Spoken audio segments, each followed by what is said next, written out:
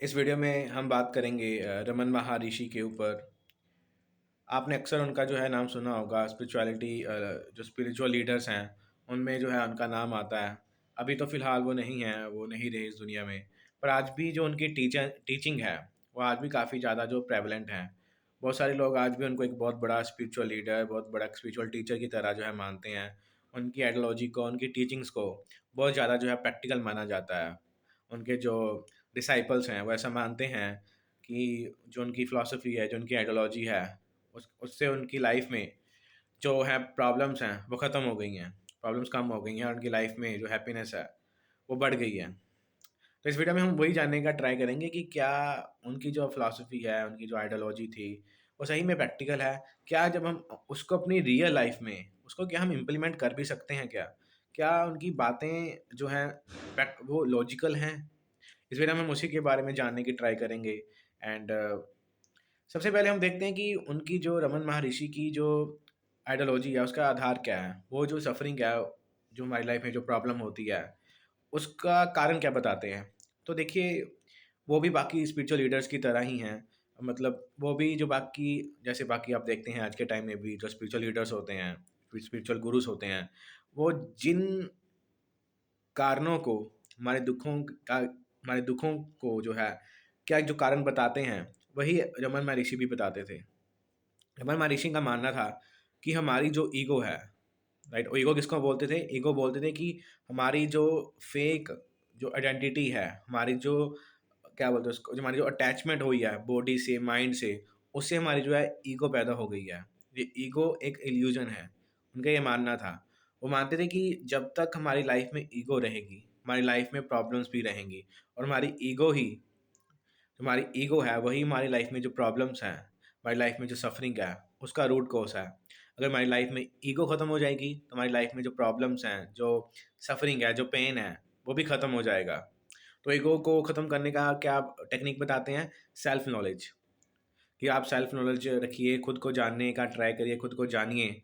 इससे क्या होगा, आप एक ऐसी स्टेट में पहुँचेंगे, आपके अंदर कुछ ऐसा हो जाएगा, आपको निर्वाणा क्या मिल जाएगा कि आपके अंदर ईगो जो है वो डिसॉल्व हो जाएगी। उसके लिए वो बहुत सारी जो है टेक्निक्स बताते हैं, बहुत तरह की साधनाएँ बताते हैं, बहुत तरह के वेज़ बताते हैं। वो सारे जो वेज़ हैं, वो किस लिए हैं? कि हमारी लाइफ़ में ईगो जो है, हमारे अंदर जो ईगो है, वो डिसॉल्व हो जाए। वो डिसॉल्व क्यों करनी है उनके अकॉर्डिंग? वो डिसॉल्व इसलिए करनी है कि अगर ईगो डिसॉल्व हो जाएगी, तो हमारी लाइफ़ में जो प्रॉब्लम्स हैं, जो सफ़रिंग है, वो भी डिसॉल्व हो जाएगी। ये उनकी जो है मेन जो कोर जो आइडियोलॉजी है, ये जो है इस पर आधार है, ये उसका बेस है। आगे की वीडियो में हम और भी बात करेंगे, उनकी जो फिलॉसफी में पॉइंट्स होंगे, उसको हम नेक्स्ट वीडियोस में कवर करेंगे। पर इस वीडियो में हम इसी के बारे में बात करेंगे। किसी चीज़ को अगर हमें समझना है, किसी की विचारधारा को हमें जानना है, तो सबसे पहले हमें जानना पड़ेगा उसका आधार क्या है। तो रमन महर्षि की फिलॉसफी का जो आधार था वो यही था कि हमारी लाइफ में जो ईगो है, उसी से सारी प्रॉब्लम्स पैदा होती हैं। और ये ईगो उनकी वजह, उनका मानना था कि जो ये जो ईगो है, वो जो है रॉन्ग एसोसिएशन है बॉडी और माइंड का। कि हमने खुद को बॉडी एंड माइंड मान लिया है, जिसकी वजह से ईगो पैदा हो गई है। ईगो क्या करती है? हमें इल्यूजन में रखती है। हमें ईगो की वजह सारी हमारी लाइफ में जो है प्रॉब्लम्स हैं। अगर ईगो डिसॉल्व हो जाएगी तो हमारी लाइफ में जो प्रॉब्लम्स हैं वो भी ख़त्म हो जाएंगी। और ईगो डिसॉल्व करने का वे क्या बताते हैं? आप अलग अलग तरीके के वेज बताते हैं कि आप साधनाएँ करिए, और बहुत सारी उनकी जो तरीके हैं, टेक्निक्स हैं। तो सबसे पहले हम जानने की कोशिश करते हैं कि क्या हमारी लाइफ में जो प्रॉब्लम्स हैं, क्या वो सही में ईगो की वजह से हैं? क्या हमारी लाइफ में जो जो प्रॉब्लम, जो सफरिंग है, वो ईगो की वजह से है? अगर हम इसको ध्यान से देखते हैं अपनी लाइफ को, तो हमें समझ में आता है कि हमारी लाइफ में जो प्रॉब्लम्स हैं वो हम फील करते हैं, राइट? जैसे हम गुस्से को फील करते हैं, जैसे हम खुशी को महसूस करते हैं। ऐसे अलग अलग तरीके की भावनाएं हैं जो हम महसूस करते हैं। जैसे कि रमन महर्षि बोलते थे कि अगर आपकी लाइफ में ईगो नहीं रहेगी, तो आपकी लाइफ में जो है सफ़रिंग है वो भी नहीं रहेगी। और देखा जाए तो जो हम हैं, वही तो है जो सब चीज़ों को महसूस करता है, वही तो है जो सब सफ़रिंग को महसूस करता है, वही तो है जब जो सारी जो खुशियाँ हैं, जो हैप्पीनेस है, उसको भी महसूस करता है। अगर हम ही नहीं रहेंगे, तो ज़ाहिर-सी बात है हम हमारी जो सफ़रिंग है वो भी नहीं रहेगी, राइट? सफ़रिंग नहीं रहेगी का मतलब क्या है कि हम उसको फ़ील ही नहीं कर पाएँगे क्योंकि हम ही नहीं हैं। पर अब इसमें ये दिक्कत आती है कि वो जो दावा करते हैं कि ईगो ईगो नहीं रहेगी, तुम्हारी लाइफ में जो है सफरिंग भी नहीं रहेगी। अब वो कैसे बताते हैं कि ईगो का मतलब कैसे वो उसको डिफाइन करते हैं कि फॉर एग्जांपल अगर कोई बोलता है कि मेरी लाइफ में जो है सफरिंग है, तो वैसा बताते थे कि किसकी लाइफ में सफरिंग है? बोलता था कि मेरी लाइफ में सफरिंग है। तो वो ऐसा बता बोलते थे कि अगर जिसको ये सफरिंग है, जिस मैं को ये सफरिंग है, अगर ये मैं ही नहीं रहेगा, तो ज़ाहिर-सी बात है उसकी लाइफ में जो सफरिंग है वो भी नहीं रहेगी। ये सारी की सारी उनकी जो है बात थी। ये ठीक ऐसा ही है बोलना फॉर एग्ज़ाम्पल कि अगर कोई बोलता है कि मेरा मोबाइल फ़ोन ख़राब हो गया है और वो जो है मैकेनिक के पास लेकर जाता है, उसको बोलता है कि मेरा ऐसा कोई इलाज बताओ कि मेरा मोबाइल फ़ोन कभी ख़राब ही ना हो। और तो ठीक है, वो जो टेक्नीशियन है, जो जो मैकेनिक है, वो बोलता है कि अगर इसका एक सॉल्यूशन है परमानेंट, कि आपका मोबाइल इस सॉल्यूशन से कभी ख़राब ही नहीं होगा। तो हम बोलते हैं कि वाह! ये क्या तरीका बताओ, कौन-सा ऐसा तरीका है जिससे हमारी लाइफ़ में जो मोबाइल फ़ोन जो ख़राब होता है वो ख़राब ही ना हो। तो बोलता है अगर मोबाइल फ़ोन नहीं रहेगा, तो मोबाइल फ़ोन कभी ख़राब भी नहीं होगा। सोचिए ये कैसी बात होती है, ये कैसी सोच है। अभी सुनने में तो लगता है कि हाँ भाई, बहुत बढ़िया बात है कि हमारी मेरा मोबाइल फ़ोन ख़राब ही नहीं होगा। बस देखिए वो इलाज क्या बता रहा है कि अगर आपकी लाइफ़ में ये मोबाइल फ़ोन जो है, जो ख़राब होता है, यही नहीं रहेगा, मोबाइल फ़ोन ही नहीं है, तो ज़ाहिर-सी बात है वो ख़राब भी नहीं होगा।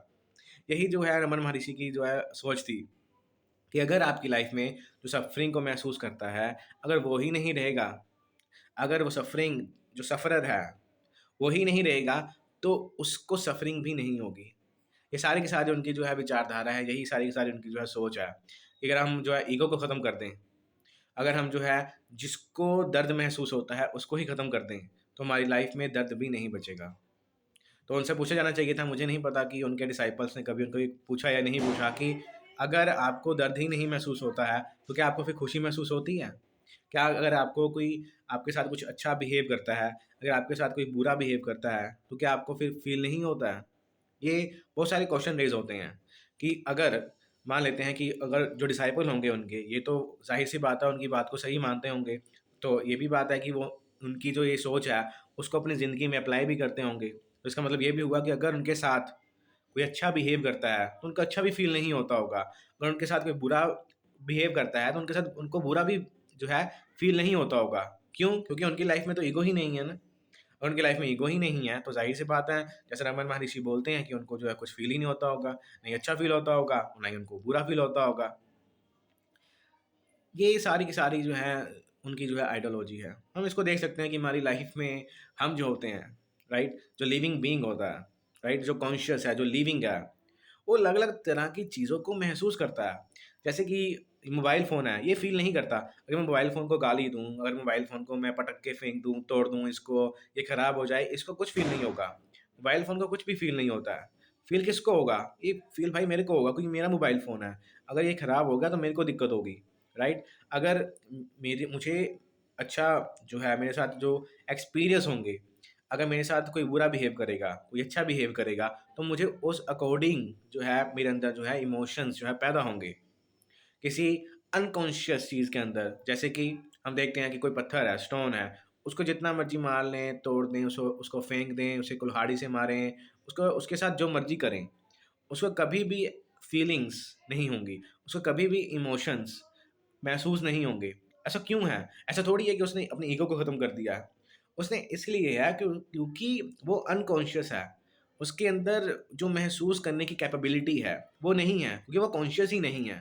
पर हम जो ह्यूमन बीइंग्स होते हैं, हम जो लिविंग बीइंग्स हैं, हमारे अंदर ये कैपेबिलिटी है।